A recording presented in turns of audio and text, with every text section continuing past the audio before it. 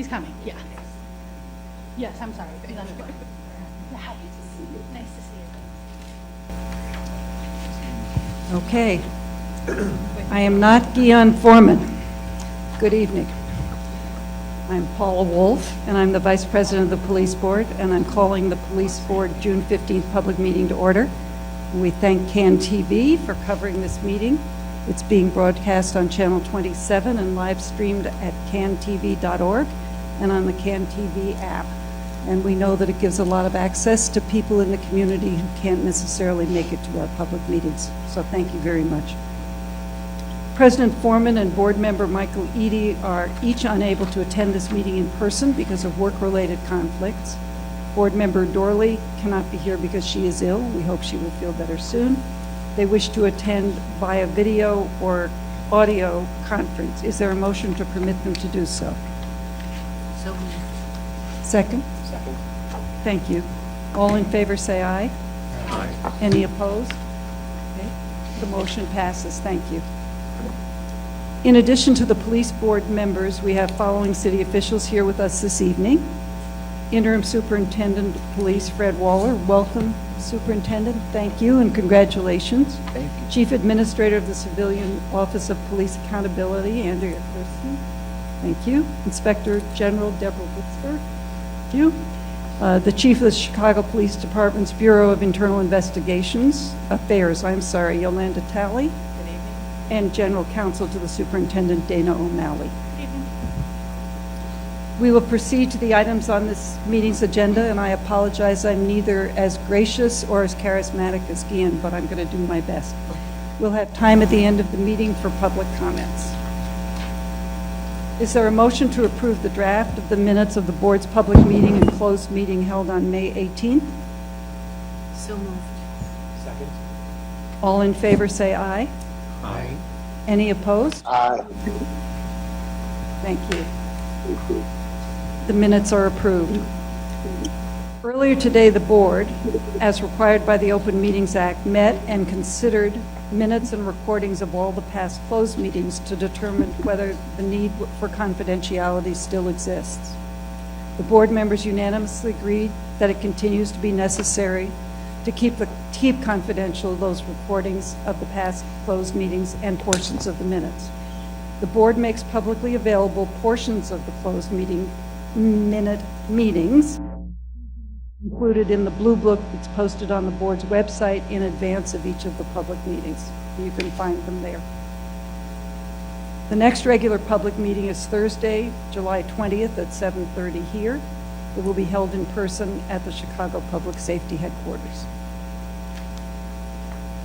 The police board meets in executive session to consider various matters. These discussions are closed to the public as authorized by Section 2C1, 4, 11, and 21 of the Illinois Open Meetings Act. The information of matters discussed in the executive sessions is included in the minutes of the meetings posted on our website. Is there a motion to close future executive sessions as authorized by these sections of the Open Meetings Act? So moved. Second. All in favor? Aye. Any opposed? Thank you. The motion passes. The next item on the agenda is the police disciplinary cases. These are final actions. The police board, as authorized by the Open Meetings Act, has considered in a closed meeting 2 police disciplinary cases. The board will now take final action on these cases. Regarding case number 21PB3000, is there a motion to find Sergeant Alex Walensky guilty of charges stemming from the search of Anjanette Young's residence and to discharge him from the Chicago Police Department? So moved. This one, please, and I second. I will now call on the members of the board for their votes. Foreman. I see him raising his hand signifying aye. Block. I oppose the motion. Carr favors. Aye. Cusack. Aye. Dorley. Nanette, did you get on? Aye. I believe she's recorded as opposing this motion. Montez Aye. and Saplakos. I oppose the motion. I vote in favor of the motion. Voting in favor of the motion are board members Foreman, Carfavers, Cusack, Montez, and myself. Board members Block, Dorley, and Zafakis vote against the motion. The motion passes by a vote of 5-3. Is there a motion to adopt the written findings and decision and dissent that have been reviewed by all board members who participated in the case? Riley Cusack, so moved. Is there a second? Second. Member Montez seconds the motion. All in favor? Aye. Opposed? Aye. The motion passes. Regarding the next case, which is 21 PB 2990, am I going too fast? Okay, sorry. Is there a motion to find police officers David Taylor and Larry Lanier not guilty of using deadly force without justification, guilty of failing to timely activate his body-worn camera, and suspend each officer without pay for 10 days? Riley Cusack, so moved. Dr. Montes, second. I will now call on the members of the board for their vote. Foreman? Aye. Guilty. I'm agreeing with the motion as you read it. Block? Aye. Carfavers? Aye. Cusack? Aye. Dorley? Aye. Dorley votes aye. Aye. Montez? Aye. Zafakis? Aye. And I vote in favor of the motion. Voting in favor are board members Foreman, Block, Carfavers, Cusack, Dorley, Montez, Zafakis, and myself. The motion passes by a vote of 8-0. We now have Chicago Police Department applicant appeals. I'm sorry. I'm sorry, did I not do the written findings? I may not have. Thank you. Thank you, Member Block. Is there a motion to adopt the written findings from the case we just voted on and the So- decision that have been reviewed by all board members who participated in the case? Cusack, so moved. Montes, second. All in favor? Aye. Any Aye. opposed? The motion passes. The written decision in the cases on which the board took final action this evening will be entered on as of today's date, sent to the parties, and then posted on the board's website.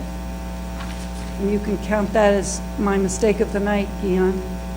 Okay, now we're going to we'll move on to the final actions of the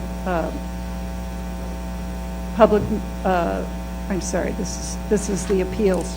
The Police Board, as authorized by the Open Meetings Act, has considered in a closed meeting several appeals from applicants for a Chicago police officer position who have been removed from the eligibility list due to the results of a background examination. The board will now take final action on these appeals. Is there a motion to adopt the appeals officer's findings and recommendations and affirm the decisions to disqualify the applicants for the following appeals: 21-17 and 23-1 through 23-08? Riley Cusack, so moved. Montez, do you want to Second. second that? I'm sorry, I didn't hear you. Okay, we have a motion and a second. I will now call the members of the board for their votes. Foreman? Aye. Foreman says aye. Block? Aye. Carfavers? Aye. Cusack? Aye. Dorley? Aye. Dorley says aye. Montez and Aye. Zafakis? Aye. And I vote in favor of the motion. Voting in favor of the motion are board members Wolf, Block, Carfavers, Cusack, Dorley, Montez, Zafakis, and myself.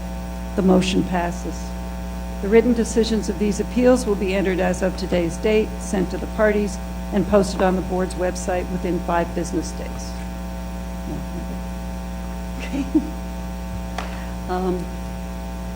We are fortunate and pleased to have with us tonight the city's Inspector General, Deborah Witzberg, who will provide an overview of her office's recent report, enforcement of the Chicago Police Department's rules against false reports. Just to put this in context, the Inspector General has the opportunity to review all of the activities of the parties that are part of the police accountability process, and does a draft report, shares us with each of the parties.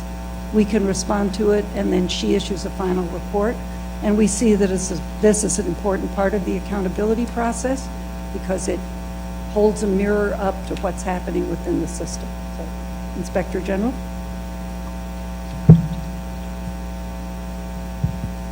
Good evening. Thank you very much. Thank you, Vice President Wolf. I appreciate the invitation to be here today to talk about the project that we've done looking at the enforcement of the Chicago Police Department's Rule 14. That is the rule against false reports. This project is mandated by the consent decree that was entered in Illinois versus Chicago. The Office of Inspector General and its public safety section has a number of specific obligations pursuant to the consent decree. The study of the enforcement of Rule 14 is one of those. And so with this inquiry, we set out to do three things. We set out to look at whether the police department's rule against lying, whether violations of that rule are appropriately pursued, punished, and published. That is, whether the investigating agencies pursue Rule 14 violations when necessary and appropriate, whether CPD members who are found to have violated the rule are appropriately punished by separation from the police department, and whether information about those disciplinary actions is appropriately published, that is, shared among the agencies involved and the prosecutorial authorities who need that information. We reached a number of high-level findings, and the full report is available online, and I encourage people to read it. We'll do sort of a high-level summary here. Our first finding is that CPD members with a history of having violated Rule 14, that is, people who have been found at final adjudication to have violated the rule, remain with the department and remain in positions where their credibility and trustworthiness is vital to their ability to do their jobs. This is a really critical piece of why Rule 14 is so important.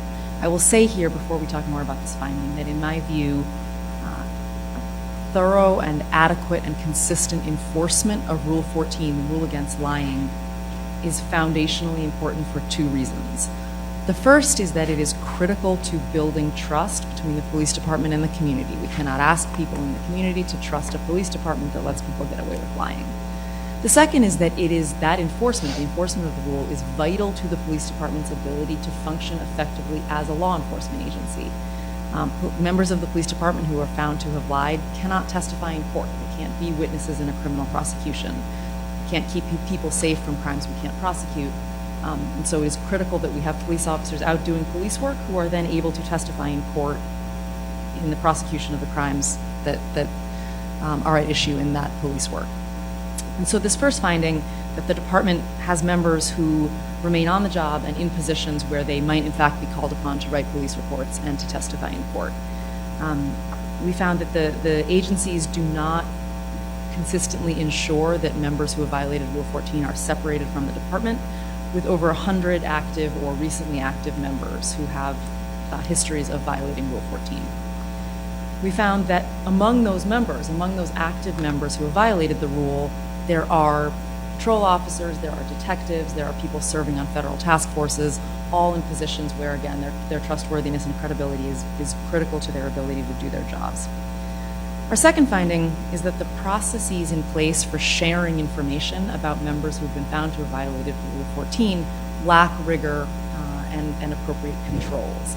That has to do with whether the agencies involved are well equipped to make sure that they share information about members who have violated Rule 14 with prosecuting authorities, and whether they track the information that is shared.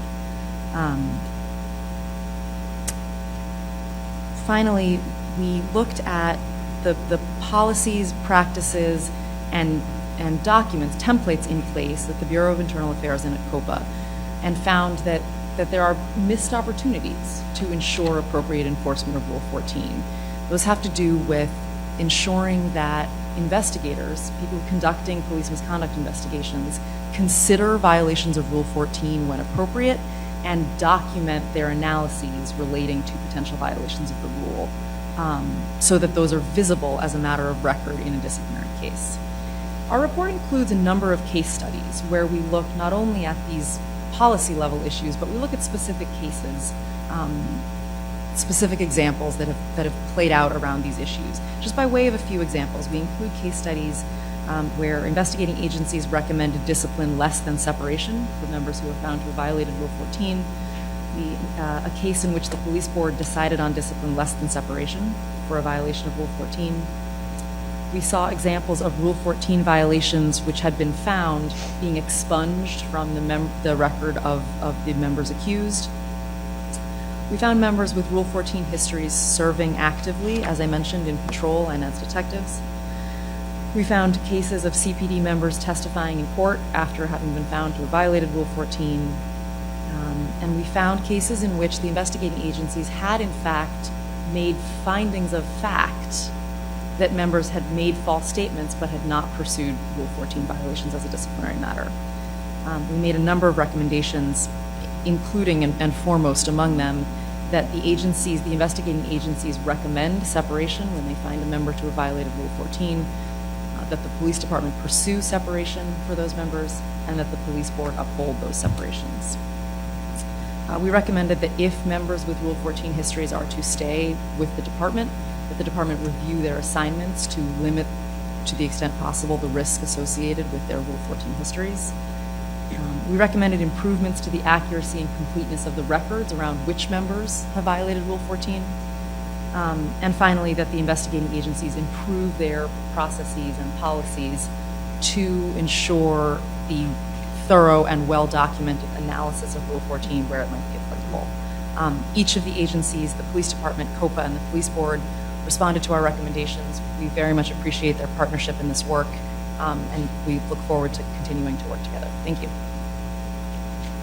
Thank you. Are there comments or questions on the presentation, either first from anybody at the table? Anybody in the public? You can speak during the period that we have open to the public. I just had one question, which I think is an incorporation of one of the comments that we made in response to your report.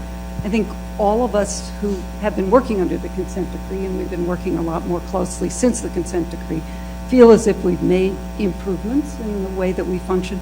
I'm just curious how, over what period of time you were looking at these cases, and whether it would be useful to break up the findings by the time period that you were examining. And maybe this is just reflecting Guion.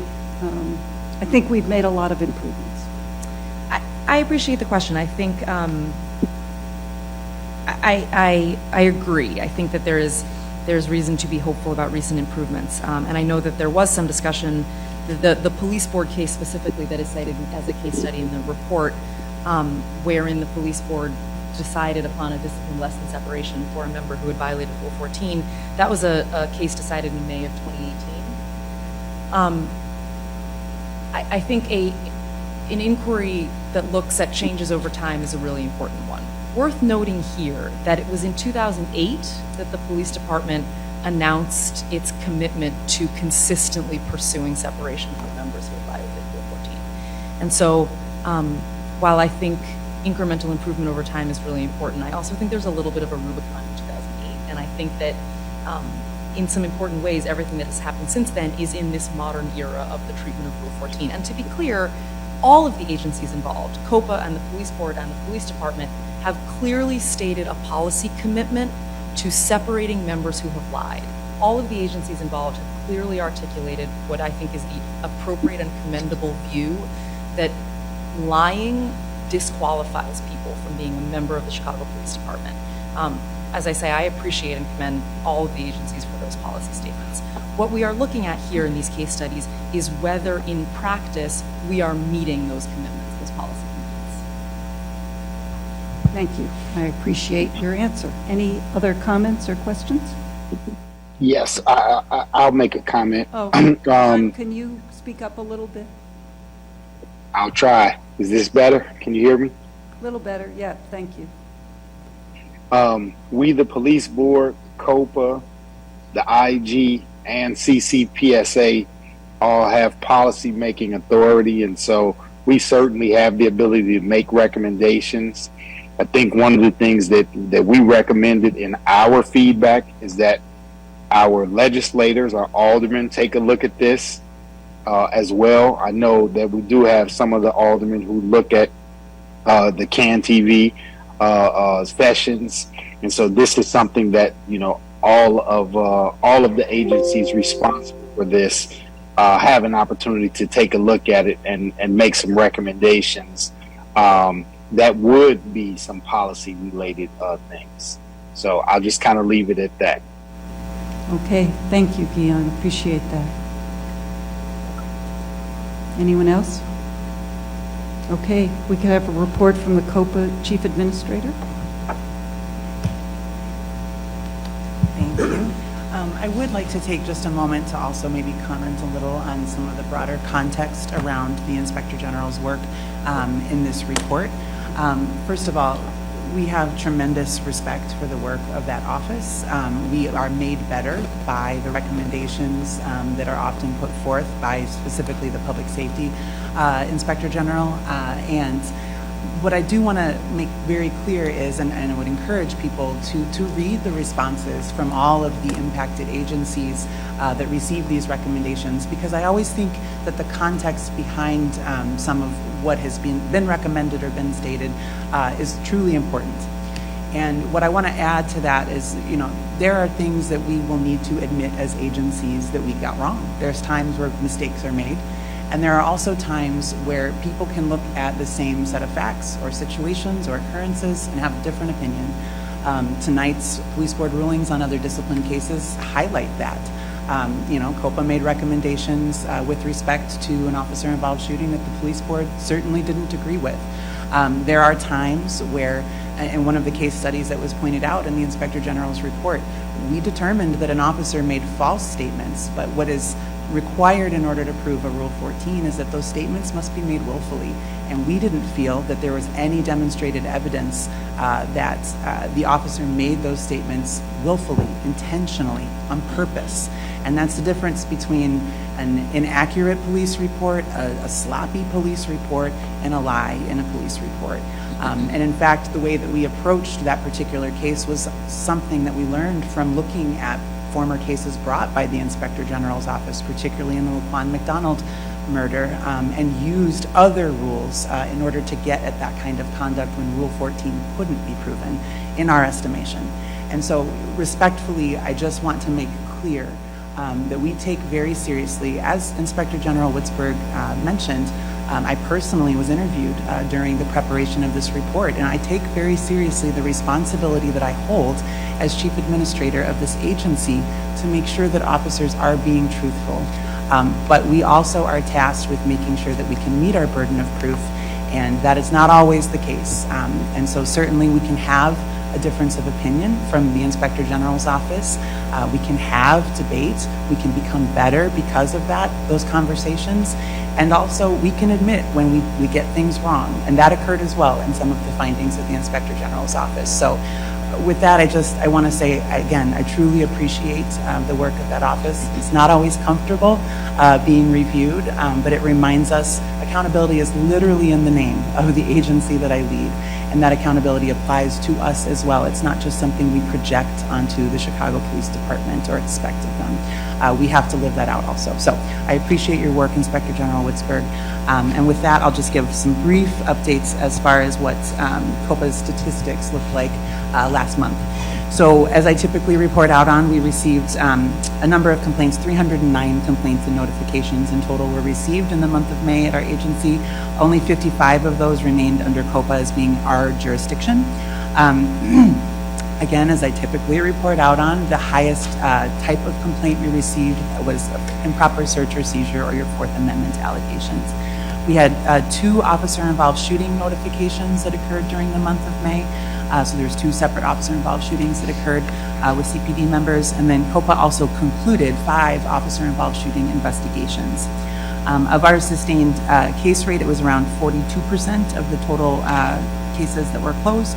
And in addition to that, we also had 3 different video releases. One of them was for our transparency obligations. One of them was particularly significant as it was a fatal officer-involved shooting.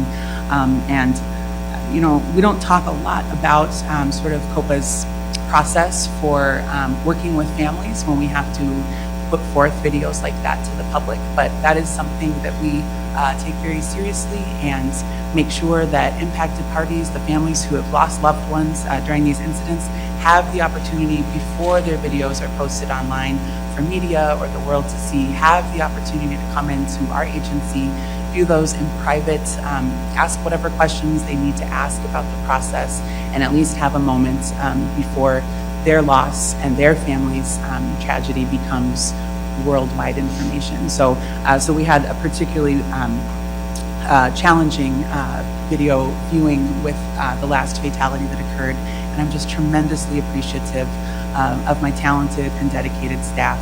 No one in the investigations unit works with the video releases because we want to remain separate from that work with the family, but our community engagement and our communications team, it's powerful work that they do, and it's really important work that they do to walk alongside families through this process.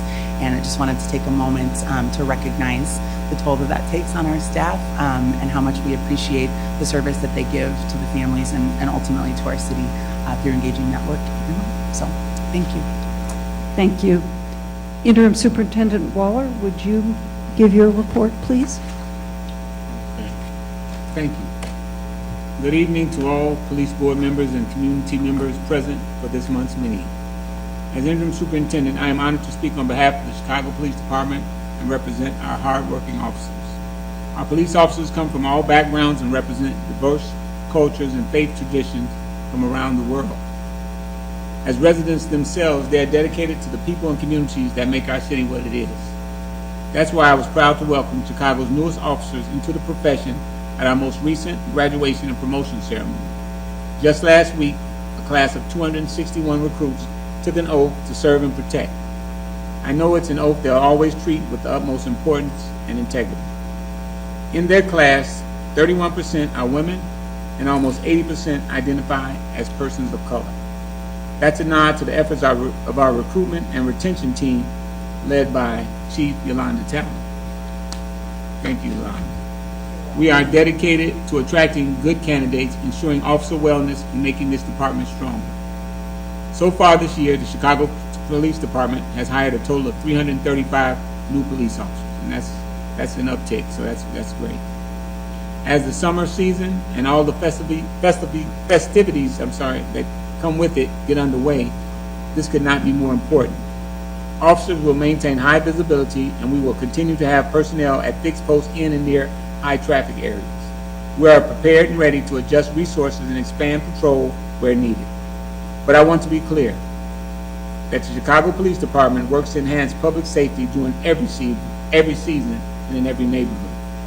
Already, officers have been on hand for a number of neighborhood festivals and Memorial Day weekend events, including parades and the Sueños Music Festival. We also saw great success working with the community partners to ensure support and safety during the Puerto Rican Day Festival and Parade. We didn't have any major incidents, and these next few days we're anticipating another busy yet safe weekend filled with events. In addition to Pride Fest and Juneteenth activities, many families will get together for Father's Day celebrations. And then we'll gear up for the Pride Parade at the end of the month and the first ever NASCAR street race heading into the 4th of July. Residents should be able to enjoy all the city has to offer wherever it's offered.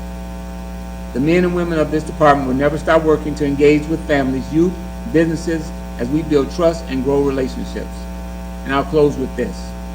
We know that the safety of our cities will always impact the future of our city. Thank you. Thank you for all you do personally and on behalf of you and all of your officers. Thank you. That was a very broad presentation of what you've got ahead of you this summer. Yeah. Thank you. I'll now call on the members of the public who have signed up in advance to speak. To make sure we have time to hear from each of our speakers, there's a 2-minute time limit on comments. Excuse me. So the first speaker is Chris Gentry. Chris Gentry here.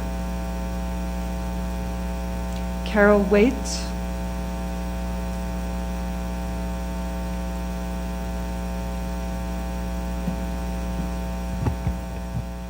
Good evening. My name is Carol Waits. I'm a Woodlawn resident. I also serve as facilitator for Beat 321 in 3rd District. I am also president of the Minerva Block Club. I'm also a board member for the Network of Woodlawn. I'm sorry, my went off here. I am here to share with you the 3rd District Grand Crossing Chicago Police Department has had a vacant position for a community relations professional that has remained unfilled for several months, if not for a year. As community policing plays a vital role in CPD strategy, I'm here to urgently seek your awareness, involvement, and commitment to resolve this vacancy. I and other 3rd District community policing stakeholders enjoy and maintain an active, accessible, and collaborative partnership with Commander Watson, the Together We Can initiative, our DCOs, as well as other officer liaisons. They are truly a model to be followed. However, stretching our officers beyond their current policing priorities is not a desirable solution, but it's where we are. Uniformed officers do not have the adequate resources or skill set to drive community engagement. They simply cannot fulfill the total responsibilities of both roles, nor should they. Therefore, I am here to ask, what is the plan to hire community relations professionals for the 3rd District? We demand and deserve the presence of a paid community engagement professional who is qualified and experienced to collaborate with our motivated community. We kindly request your urgent assistance in resolving this vacancy.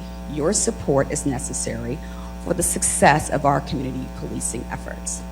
Thank you for your time. Thank you. Superintendent Waller, is this something that you know the answer to, or is there someone to whom we can connect Ms. Waits so that she can find out what the timing is on filling this position? I can get back to her on that. I don't know the answer as we speak right now, but I can get back to her. Okay, thank you. And if you want to go through Max Caproni, the Executive Director of the Police Board, we can do that, however works best. Okay, thank you very much. C.C. Edwards.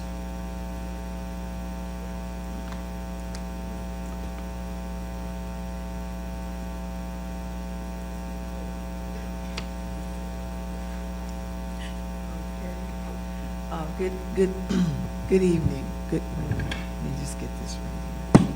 Okay, good evening. Good evening. Board members and Vice President Wolf, it was a pleasure to meet you.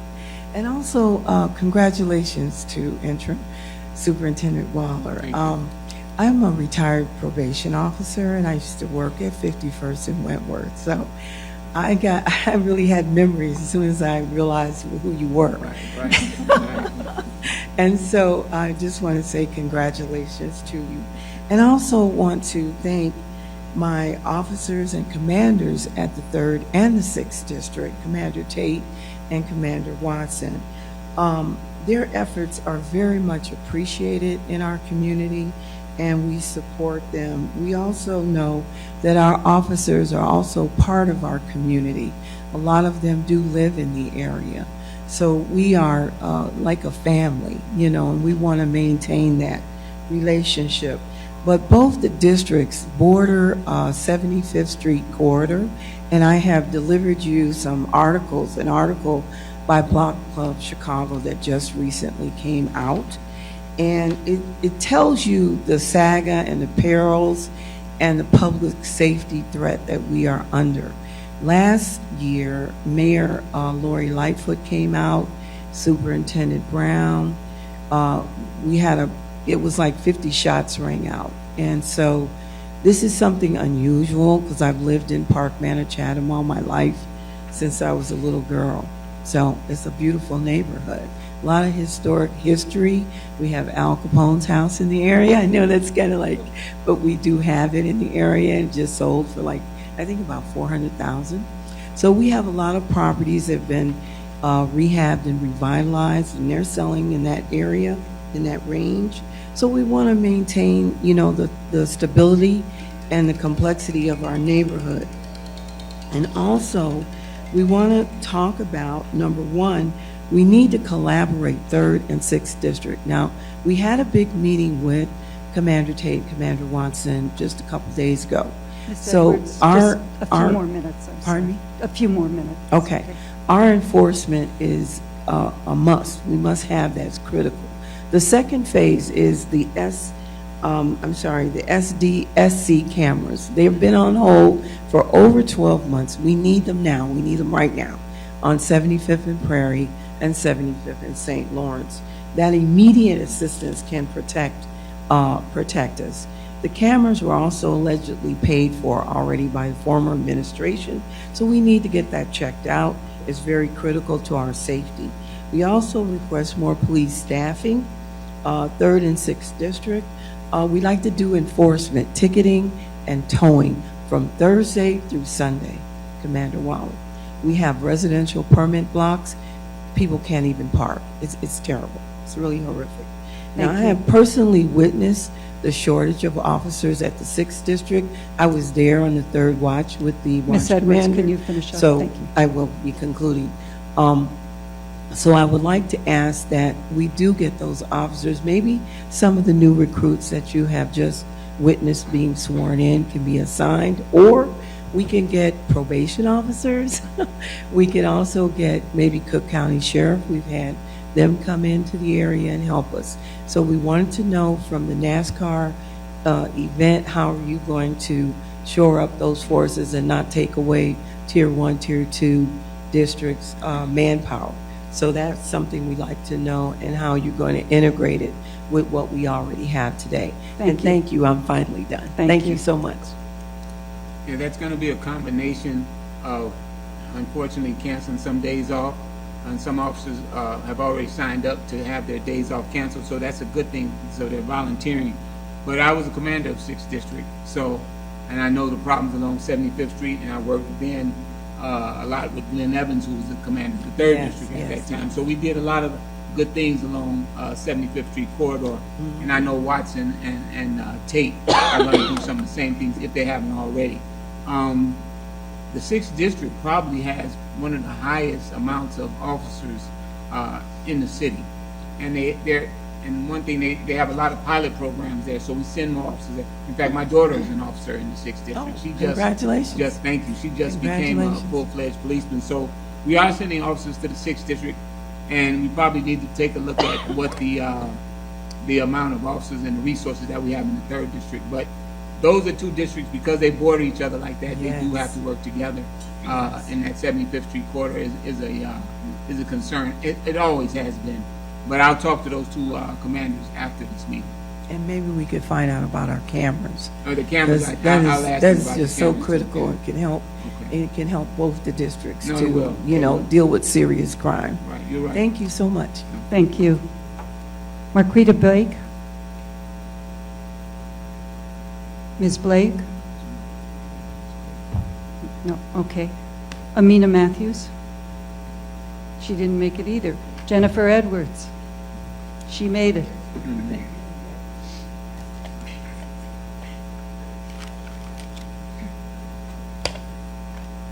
Good evening, everyone. Can you hear me? Yeah. We come in passionately speaking for our officers in our districts, and I'm going to follow up with what Ms. Edwards, no relation, but really nice, has said, that we commend Commander Tate and Commander Watson and Commander Millmine in the 4th District, because all of those areas touch. They're doing the best that they can.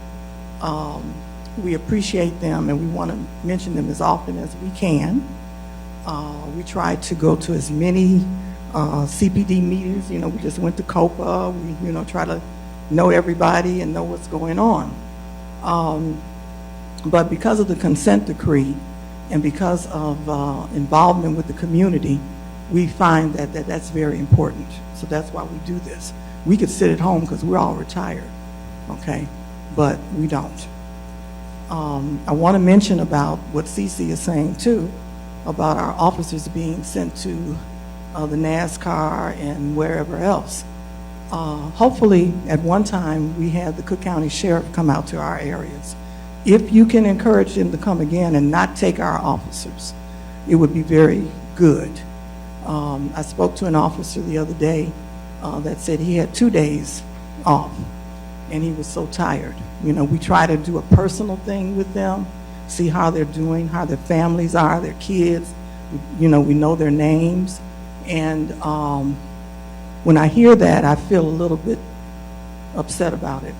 A couple of days ago, a car, and I think it was because of the cars that were on 75th Street, a police car stopped a car. You know, there are a lot of running lights, running stop signs and whatever. Okay. You can just finish your Okay. sentence, please. Yeah. Thank you. So it was right in front of my house. I was afraid for the people in the car, and I was afraid for the officers. I watched how they approached, and I said, what am I going to do if these officers get shot? So if they're tired, if they're worn out, we need some more help, okay? So I wanted to mention that to you, Superintendent Waller. You know, we're begging again. Cook County Sheriff, Thank you. state police, whatever. Okay. Thank you so much. Thank you very much. Matt Brandon?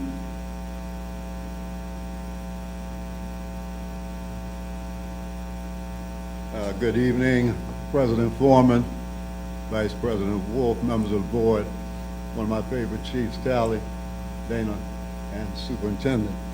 I was going to talk about something else until I heard about Rule 14, and it kind of stuck in my craw a little bit. Police officers have a hard job, and of course they should not lie. They should never lie. I think that when things happen out here on the street that are sometimes in a matter of seconds, you know, people come to certain conclusions in their minds about how those things occurred, and how they relay them to you may seem like a lie to you, but it may be all the truth to them. So you have to be careful in how you think about our officers out here when you think that they lie. I mean, let's think about it. We have a president who lies, a senator who lies, congressman who lies, aldermen who lie. So the only difference in this instance is that we want to rain havoc down on the heads of police officers who lie. Police officers should not lie. I'll say that again, they should not lie. But I just ask that those of you who sit in judgment of police officers take the time to decipher what it is that they say and compare it to what it is that they have encountered and what they've had to do. Thank you. That kind of bugged me for a minute. We have about 30 seconds left. Vice President, I just said hello, didn't I? Thank you. Okay. Real quick, we do want to tell you that we'd like to make a suggestion to the superintendent's office, and maybe it would go through Glenn Brooks, I'm not sure, but we want the people who are out here on the street with the police department, and believe me, I come out here every day, to be able to have access to the watch commanders. So I'm putting together a proposal that I want to submit to your office, Superintendent, because we don't always trust OEMC to get the message through. Right. And we depend on the police department. Thank you, Vice President. Thank you for being respectful of the time. Do you want to respond to that, Superintendent? Yeah, I appreciate that, Matt, and I know you've been in some tough places, and everybody doesn't handle stress well, and we all have different levels. As you said, no policeman should lie, and there are times when stress kind of maybe might muddy it up a little bit, but no policeman should lie. And what one thing that a former superintendent said that, well, I forget the quote now, but it's the lie is worse than the truth. So tell the truth and face the consequences of that. But I just want to say that how much I appreciate you all, that dedication and the concerns that you guys show each and every, I mean, even from before when I was doing the police board, when I was the chief many times, I just want to tell you how much I appreciate you guys. And your voices will be heard, and access to the watch commander will figure out a way to get it done. Thank you. Vice President Wolf, since you guys can't hear me very well, I was going to ask if somebody can go back over what Chief was saying about willful, to kind of go over this issue of willful intent around the Rule 14. I think that's something we discuss a lot, and it could be helpful to explain that kind of some of the deliberations that we have to make around that issue of willful. Okay, I think President Foreman is asking somebody to speak to this question of willful intent around lying. I don't know if Inspector General would like to speak to that. I sure will. The collective bargaining agreements, those are the union contracts between members of the police department and the city, require, as Chief Kirsten mentioned, that in order for a member of the police department to have violated Rule 14, they must have made a statement which is false, willful, and material. That it must matter, be relevant to a fact under investigation, and that it must be made willfully. Those are the three elements of a Rule 14 violation. And in fact, it is the fact that there are those separate elements that really underscores the importance of having well-documented analyses of whether Rule 14 applies and has been violated in a disciplinary case where it may be at issue. President Foreman, is that sufficient for you? Yes, thank you. Yes, thank you. Okay, appreciate it. Yes, ma'am.